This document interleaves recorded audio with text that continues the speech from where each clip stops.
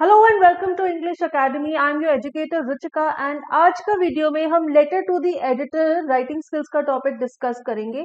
This is in the syllabus of class 10 and 12। तो हम दोनों क्लासेस का कंबाइंड सेशन यहाँ पर देखने वाले हैं, जहाँ पर हम कुछ इंपॉर्टेंट टिप्स पर ध्यान देंगे जो कि बहुत इंपॉर्टेंट है जब आप लेटर टू द एडिटर का क्वेश्चन अटेम्प्ट करते हो। हम लेटर टू द एडिटर का फॉर्मेट भी डिस्कस करेंगे and we will also see the sample questions, those questions that have been asked in the 2024 board exam, ताकि हमें एग्जैक्टली पता चल जाए किस तरह का क्वेश्चन आएगा और हमने उसे कैसे अटेम्प्ट करना है ताकि हम इसमें फुल मार्क्स स्कोर कर सके। So let us start with the session. सबसे पहले देखते हैं लेटर टू द एडिटर, ये किसको लिखी जाती है। ये हो सकता है कि किसी न्यूज़पेपर, कोई जो न्यूज़पेपर होता है जो हर रोज छपता है, या फिर किसी मैगजीन, इनके एडिटर को, एडिटर होता है संपादक जो कि इन न्यूज़पेपर मैगजीन में जो भी आर्टिकल छपने वाले होते हैं उन्हें चेक करता है, डिसाइड करता है। एडिटर को हम एक लेटर लिखते हैं। हम उससे लेटर क्यों लिखते हैं? लेटर लिखने के पर्पसेस तीन हो सकते हैं।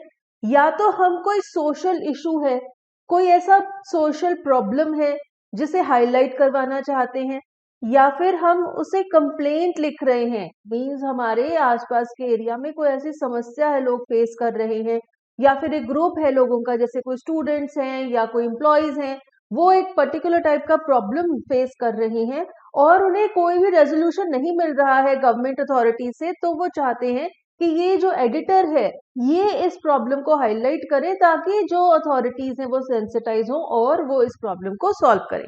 ठीक है, तो हमने यहाँ पे पर्पस देख लिया। पर्पस में ये भी हो सकता है कि हम सोशल इशू, ऐसा भी हो सकता है कि कोई अच्छी चीज है, जैसे कि कोई मैराथन हुआ है, जैसे कि कोई अवेयरनेस कैंप हुआ है जिससे कि बहुत सारे लोगों को फायदा हुआ है, तो आप उसे भी हाईलाइट करना चाहते हैं ताकि ऐसे बहुत सारे और इनिशिएटिव्स किए जाएं सोसाइटी में। आप इस तरह का लेटर भी एडिटर को लिख सकते हैं। The next thing that you have to keep in mind कि आप एडिटर को लेटर क्यों लिख रहे हैं, आप उनसे किस तरह की सहायता चाहते हैं। या तो हम चाहते हैं कि वो इस लेटर को अपने पब्लिकेशन में पब्लिश करें। जब वो उस लेटर को अपने न्यूज़पेपर या मैगजीन में पब्लिश करेंगे तो वो लेटर बहुत लोगों तक पहुंचेगी, और बहुत लोगों तक पहुंचेगी तो सबको उस चीज के बारे में पता चलेगा। तो हम अवेयरनेस रेज करना चाहते हैं थ्रू दैट न्यूज़पेपर और मैगजीन, और हम उस इशू को हाईलाइट करना चाहते हैं। जैसे कि मैंने कहा, अगर कोई कंप्लेंट है, कोई प्रॉब्लम है जिसका रेजोल्यूशन नहीं मिल रहा, तो हम चाहते हैं कि वो एक आर्टिकल लिखें अपने न्यूज़पेपर या मैगजीन में जिसके द्वारा वो उस इशू को, वो उस प्रॉब्लम को रेज करें, हाईलाइट करें, ताकि जो अथॉरिटीज हैं वो उसका सोल्यूशन निकालें। नेक्स्ट चीज है इंपॉर्टेंट कंटेंट, मींस हमने लेटर टू द एडिटर की बॉडी में ऐसे क्या क्या इंफॉर्मेशन है जो कि देनी है। अगर हम वो इंफॉर्मेशन ऐड करेंगे तो हमारे फुल मार्क श्योर शॉट है। सबसे पहले तो हमने मैटर को इलैबोरेट करना है। अब वो मैटर कुछ भी हो सकता है, कोई सोशल इशू है, कोई प्रॉब्लम है जिससे कि लोगों को इनकन्वीनियंस हो रहा है, तो हम उसके बारे में डिटेल लिखेंगे कि क्या ऐसी प्रॉब्लम है, क्या ऐसा मैटर है, क्या अगर कोई इवेंट हुआ था तो क्या था, इवेंट में क्या क्या कुछ हुआ था। फिर हम सपोर्टिंग एविडेंस, सपोर्टिंग एविडेंस में अगर कोई प्रॉब्लम है तो उसे कितने लोगों को असर हुआ है, रिसेंटली कोई एक्सीडेंट हो गया है, कोई पेड़ गिर गया है, उससे कितनी गाड़ियां खराब हुई, कितनी गाड़ियों को नुकसान हुए। डे टू डे में अगर कोई प्रॉब्लम है, कोई सड़क टूटी हुई है तो कितनी गाड़ियां हैं, कितने स्कूटरिस्ट हैं जिन्हें उनसे इंजरी हुई है। इस तरह की इंफॉर्मेशन आपने ऐड करनी है ताकि आपके मैटर में और ज्यादा एम्फोसिस डल सके, और ज्यादा जोर, भार डल सके, वजन डल सके। Then you have to provide the solutions और बेनिफिट्स, मींस आपको कैसे लगता है कि प्रॉब्लम कैसे सॉल्व की जा सकती है। अगर कोई फायदेमंद चीज है तो उसके क्या फायदे हैं, क्यों वो चीज और होनी चाहिए। अगर कोई अवेयरनेस कैंप है, उससे क्या फायदे हुए हैं लोगों को, जिससे आप ये कहना चाहते हैं कि ऐसे और इनिशिएटिव्स होने चाहिए। अगर आप उनसे मदद मांगना चाहते हैं, आप चाहते हैं कि वो आर्टिकल छापें इसके बारे में ताकि इससे और लोगों को अवेयरनेस मिले, वो चीज भी आपने अपनी लेटर में जरूर लिखनी है। ठीक है, तो हमारी जो लेटर का बॉडी होता है, मेनली उसके तीन पार्ट्स होते हैं। पहले पार्ट में हम इंट्रोडक्शन देते हैं कि हम लेटर क्यों लिख रहे हैं, मेन जो मुद्दा है वो क्या है। सेकेंड पार्ट में हम ये बताते हैं कि अगर वो मुद्दा है उसके फायदे क्या हैं, या फिर उससे क्या क्या प्रॉब्लम्स आ रही हैं, इसी में हम उसके सपोर्ट में कोई एविडेंस है अगर तो वो भी ऐड कर सकते हैं। और तीसरे पार्ट में हम उनसे हेल्प मांगते हैं, हम एडिटर को कहते हैं कि हम आपको ये चिट्ठी इसलिए लिख रहे हैं, हम आपसे इस तरह की हेल्प चाहते हैं, हम अपना जो रेजोल्यूशन है वो सीख कर रहे हैं, हमारी कंप्लेंट का कोई निवारण नहीं हो रहा, इसलिए हम चाहते हैं कि आप इस इश्यू को रेज करें, या फिर हम चाहते हैं कि ये बात ज्यादा से ज्यादा लोगों तक पहुंचे, इसलिए आप इसे अपने न्यूज़पेपर में छापे। तो जो भी हम उनसे मदद चाहते हैं वो भी हम अपने कंटेंट में जरूर लिखेंगे। तो ये जो 3 पार्ट्स हैं ये मैंने आपको मोटा मोटा इसलिए बता दिया ताकि आपको क्लियरली पता हो कि इसी फ्लो में आपने लेटर में बॉडी में ये जो इंफॉर्मेशन है ये इंक्लूड करनी ही करनी है। अब हम देखते हैं कि लेटर टू द एडिटर का फॉर्मेट क्या होता है। लेटर टू द एडिटर एक फॉर्मल लेटर है और ये ऑफिशियल लेटर्स की कैटेगरी में आती है। तो जब भी हम कोई फॉर्मल लेटर, ऑफिशियल लेटर लिखते हैं तो हमें फॉर्मल लेटर का फॉर्मेट स्ट्रिक्टली फॉलो करना है, इसके भी मार्क्स एलोकेटेड होते हैं। नेक्स्ट थिंग जो आप ध्यान में रखेंगे कि जब भी आप ऑफिशियल लेटर लिखते हैं तो आपकी जो टोन है वो बहुत ही ज्यादा पोलाइट होनी चाहिए और आप एकदम फॉर्मल लैंग्वेज यूज करेंगे, कोई भी स्लैंग वर्ड्स, कोई भी शॉर्ट एब्रिविएशंस, ऐसी तरह से आप फॉर्मल लेटर को नहीं लिखेंगे। ठीक है, तो ऑफिशियल लेटर, फॉर्मल लेटर हम कैसे लिखेंगे वो मैंने आपको बता दिया। अब हम देखते हैं कि फॉर्मेट क्या होता है। फॉर्मेट में सबसे पहले आता है सेंडर का एड्रेस, भेजने वाले का एड्रेस। मींस मैं जो लेटर लिख रही हूं मैं अपना एड्रेस दूंगी सिर्फ। तो यहाँ पे ध्यान दीजिए कि सिर्फ एड्रेस आएगा, हमारा नाम नहीं आएगा। नेक्स्ट एक लाइन छोड़ने के बाद हम डेट लिखेंगे और डेट लिखने का फॉर्मेट आपके सामने क्लियर है। 2 तरीकों से डेट लिखी जा सकती है। फॉर एग्जाम्पल 12 जून 2024 या फिर जून 12 2024। ऐसे एब्रीवेशंस में जैसे 12/6/23 ऐसा में डेट नहीं लिखेंगे हम। ठीक है, नेक्स्ट एक लाइन छोड़ के हम लिखेंगे receiver's name and address, the editor Hindustan times Delhi. ठीक है, तो हमने नेम भी लिखा किसको जा रही है और उनका एड्रेस लिखा। फिर आएगा सब्जेक्ट। सब्जेक्ट होता है 5, 6 या 7 वर्ड्स का, जितना छोटा उतना अच्छा, पर सब्जेक्ट में क्लियरली पता चल जाना चाहिए कि हम किस मैटर के बारे में डिस्कस करना चाहते हैं। फिर आती है सैल्यूटेशन सर ऑब्लिक मैडम। उसके बाद आप रिस्पेक्टेड सर या मैडम भी लिख सकते हैं, but don't write dear sir. Okay, फिर हमारी लेटर शुरू होती है, इसे हम बॉडी ऑफ द लेटर कहते हैं और जनरली हम इसे 3 या 4 पैराग्राफ्स में डिवाइड कर सकते हैं, but we don't have to exceed the word limit, so we have to keep that in mind. Now in the first paragraph, जैसे कि मैंने आपको 3 पार्ट्स बताए थे पिछली स्लाइड पर, फर्स्ट पैराग्राफ में हम अपना इंट्रोडक्शन देते हैं और साथ ही साथ हम ये बताते हैं कि हम ये लेटर क्यों लिख रहे हैं। सेकेंड पैराग्राफ में हम उस सिचुएशन को, उस प्रॉब्लम को इलेबोरेट करते हैं, अगर कोई चीज फायदेमंद है तो उसके एडवांटेजेस बताते हैं और सपोर्टिंग एविडेंस भी देते हैं अपनी बात में एम्फेसिस लाने के लिए। और फिर थर्ड पैराग्राफ में हम उन्हें बताएंगे कि हम ये लेटर उनको क्यों लिख रहे हैं, उनसे हमें किस तरह की मदद चाहिए, किस तरह की हेल्प चाहिए ताकि हमारी ये प्रॉब्लम सॉल्व हो सके, या फिर हम चाहते हैं कि ये बात ज्यादा से ज्यादा लोगों तक पहुंचे। उसके बाद आता है कॉम्प्लीमेंट्री क्लोजिंग, जिसमें हम थैंक यू लिख सकते हैं और योर सिंसियरली भी लिख सकते हैं। फिर आता है सेंडर्स नेम सिग्नेचर डेजिग्नेशन, जैसे कि रूबल यहाँ पे लिखा हुआ है, कई बार क्वेश्चन में ही दिया होता है सेंडर्स नेम, तो हम वो यहाँ पर लिख देते हैं। और अगर कोई डेजिग्नेशन है, जैसे अगर आप कोई एनजीओ के हेड हैं या किसी एसोसिएशन की सेक्रेटरी हैं, तो वो भी आप यहाँ पर अपने नाम के बाद लिख देंगे। Now the format of letter to the editor is very important and there is a weightage of marks also. तो अगर आप exact format जिस तरह से प्रिस्क्राइब किया गया है फॉलो करेंगे तो आपको वो मार्क मिल जाएगा। अब हम आते हैं कुछ सैंपल्स पर और यहाँ पर हम डिस्कस करेंगे सीबीएसई द्वारा बोर्ड एग्जाम में पूछे गए सवाल। 2024 के बोर्ड क्वेश्चंस के हम यहाँ पर क्वेश्चंस डिस्कस करेंगे लेटर टू द एडिटर के, और हम देखेंगे किस तरह के क्वेश्चंस पूछे गए हैं। So the first question on your screen, a leading communication company Savera is sponsoring a half marathon run in your city to raise funds for Koshish and orphanage. You are Roshni or Rohan, school captain of Adarsh Vidyalay. You are leading a batch of 100 students in the marathon to be held in your city.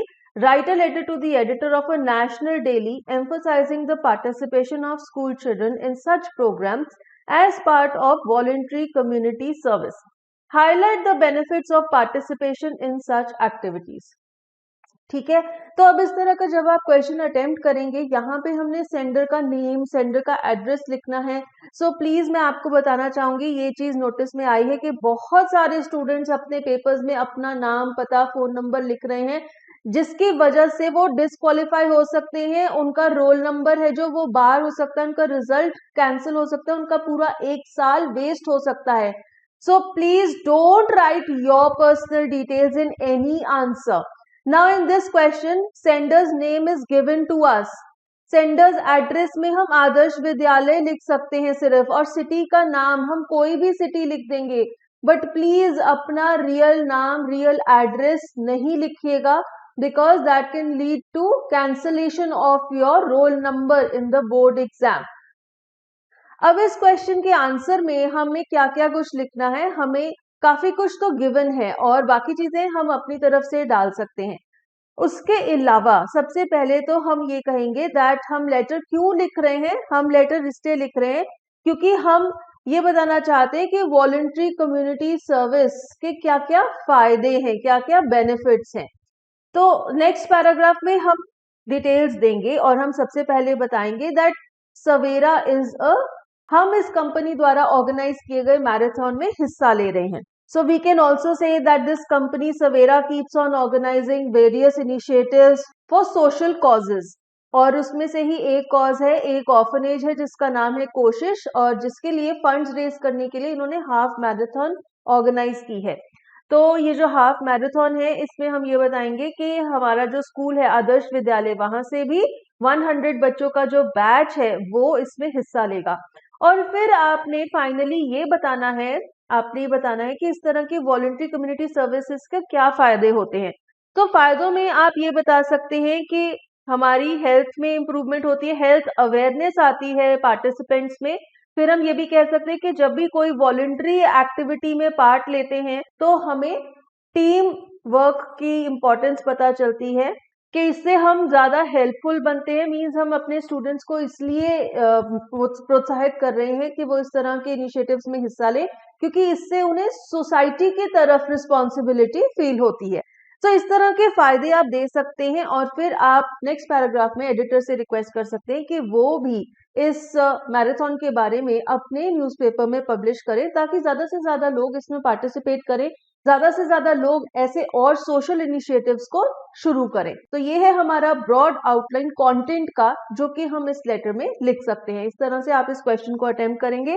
Next एक और question है, The residents of Sunshine Society had put up a weekend carnival to raise funds for अपेक्षा. तो ये एक weekend carnival हुआ था for अपेक्षा. ये एक फिजिकली चैलेंज के लिए होम है.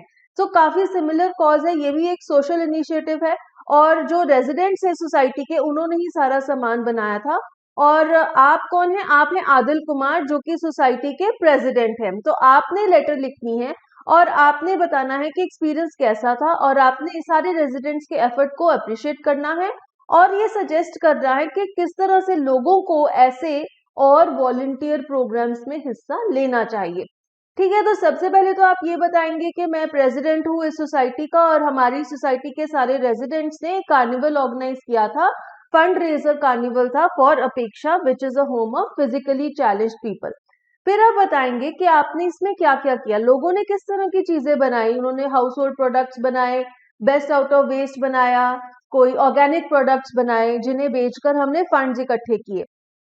फिर आप बताएंगे कि इस तरह के इनिशिएटिव का क्या फायदा हुआ. इस तरह के इनिशिएटिव से जो रेजिडेंट्स हैं, ये सोशल इनिशिएटिव में इन्होंने हिस्सा लिया. सोशल इनिशिएटिव में अगर हम हिस्सा लेते हैं तो उससे क्या होता है, हमें एक फीलिंग आती है कि हाँ, हम भी सोसाइटी के लिए कुछ कर रहे हैं. ठीक है, then you can also say that this brings in responsibility in the residents. They were feeling accomplished that they have done something for the physically challenged people. And we were you can also say the amount that was raised, you can say that we were able to raise around 5 lakh or 10 lakh rupees for the as a donation for the home for physically challenged. Then we can say that what all initiatives this Apeksha is doing. यहाँ पे we can say that they have housed around 50-60 physically challenged people, and they do rehabilitation. They have different workshops for their improvement. They put them into different work, and they try to uplift them also, so that they are also included and felt as a part of the society. इस तरह से आप ये बताएंगे कि आपने किस तरह से एफर्ट किया अपेक्षा के लिए, और अपेक्षा क्या करती है इन लोगों के लिए. And then finally we will tell the editor to publish this article in his newspaper, so that more such initiatives are taken forth in the society. Now the next question is, you are Jyoti / Jagan of Park Avenue, Karampur. You feel sad to notice that people litter the roads with utter disregard for sanitation and cleanliness. As a responsible citizen, write a letter to the editor of a national daily highlighting the need for educational institutions to instill civic responsibility among school children. You may use the following cues. तो यहाँ इस question में हमें cues दिए हुए हैं, हम इन्हीं पर अपना कंटेंट बिल्ड कर सकते हैं. तो सबसे पहले तो हमने ये देखना है कि क्वेश्चन में क्या क्या कुछ दिया हुआ है. तो हम एक रेजिडेंट हैं, रेजिडेंट का नाम दिया हुआ है और ये भी दिया हुआ है कि वो कहाँ के रहने वाले हैं. तो हम यही इंफॉर्मेशन इंक्लूड करेंगे अपने आंसर में. तो इसके अलावा इस क्वेश्चन में हम अवेयरनेस रेज करना चाहते हैं फॉर सैनिटेशन एंड क्लेanलीनेस. सो इसमें हमने यही क्यूज ऐड करनी है कि क्लीनलीनेस ड्राइव्स कितनी इंपॉर्टेंट है, और हम उन्हें कहेंगे कि हमें अवेयरनेस भी स्प्रेड करनी चाहिए. We should hold such campaigns, social workshops. Different resident associations can also organise campaigns so that people are aware about the importance of cleanliness. And we can also say that अगर cleanliness नहीं होगी तो उससे क्या क्या harms हो सकते हैं, किस तरह से डिजीजेस स्प्रेड हो सकते हैं. And we all have seen during the covid time also the importance of cleanliness was raised. We all were taking part in keeping our hands clean, keeping our houses clean, doing sanitization. So those kinds of things can also be added. Then in the schools also, awareness can be raised among the students also. They can be involved in eco club activities so that we reduce our carbon footprints. Then we can also say that cleanup के लिए भी volunteer programs किए जा सकते हैं, जैसे कि बहुत सारे rivers हैं, बहुत सारे beaches हैं जहाँ पर cleanup के initiatives लिए जा रहे हैं. And such workshops and seminars are very essential so that we have a cleaner India and a cleaner society. Okay, so this is the information that we will include in the body of the letter, and then we will also request the editor to raise awareness through his publication through the newspaper, ताकि लोगों को भी sensitization हो about the importance of sanitation and cleanliness. So you can do one thing, you can attempt these questions, write the letters so that you get confidence in this question. Next is, the civic authorities have upgraded the central park in your colony with a walking track, open air gym and children's play corner with swings. Write a letter to the editor of a national daily expressing your views on the responsibilities of citizens to support civic authorities in ensuring the upkeep of the parks. Use the cues given along with your own ideas. You are Reena / Trikha. So यहाँ पर भी आप एक resident हैं, आपका नाम भी question में दिया हुआ है और क्यूज भी आपको दी हुई हैं. इन क्यूज की मदद से आप लेटर की बॉडी को लिख सकते हैं. ठीक है, तो आपने लेटर इसलिए लिखनी है कि जो रेजिडेंट्स हैं उनकी भी रिस्पॉन्सिबिलिटी बनती है कि वो इन पार्क्स को मेंटेन करके रखें.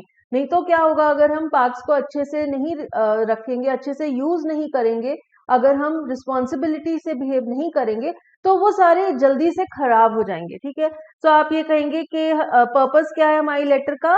लेटर का पर्पस है कि हम सिविक अथॉरिटीज की मदद करना चाहते हैं ताकि हमारे जो पार्क्स हैं वो मेंटेन रहें. इसके लिए आप क्या कहेंगे, क्या करना चाहिए, हम रेजिडेंट वेलफेयर एसोसिएशंस की मीटिंग्स ऑर्गेनाइज कर सकते हैं जिससे कि हम सारे रेजिडेंट्स को अवेयर कर सके उनकी क्या रिस्पॉन्सिबिलिटी है, किस तरह से उन्हें अपना बिहेवियर रखना चाहिए ताकि पार्क्स वेल मेंटेन रहे. हम नोटिसेस लगा सकते हैं, हम फाइन भी इम्पोज कर सकते हैं. अगर कोई क्लीनलीनेस नहीं मेंटेन करता तो उस पर हम फाइन इम्पोज कर सकते हैं.